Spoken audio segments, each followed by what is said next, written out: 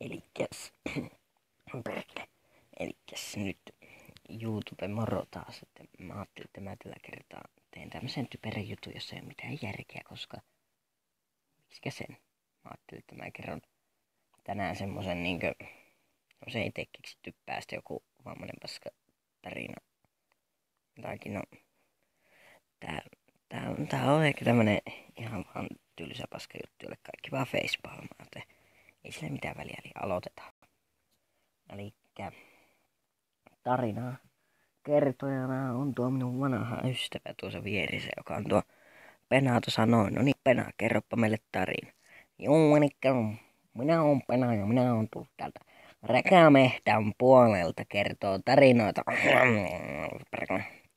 No niin, mä näin siellä, kun mä olin Räkämehtällä eilen, niin mä näin siellä 4-jalkaisen karhun vittu hyppimään. Sitten se hyppi sen jäniksen päälle ja rupesi nussiin sitä saatana. Sitten se kun se oli nussinnassa, niin se sai sen karhussa sen jäniksen perkele.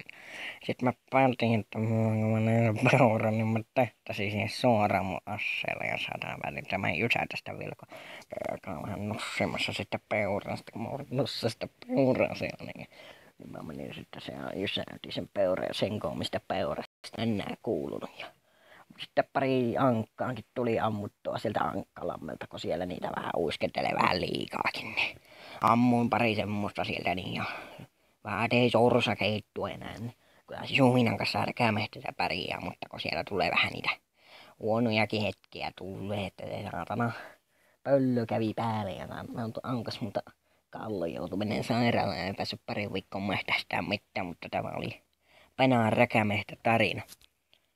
Elikkäs kiitos Penalle, joka kertoi tän sen Räkämehtän tarinoita kai jotain sinne päin.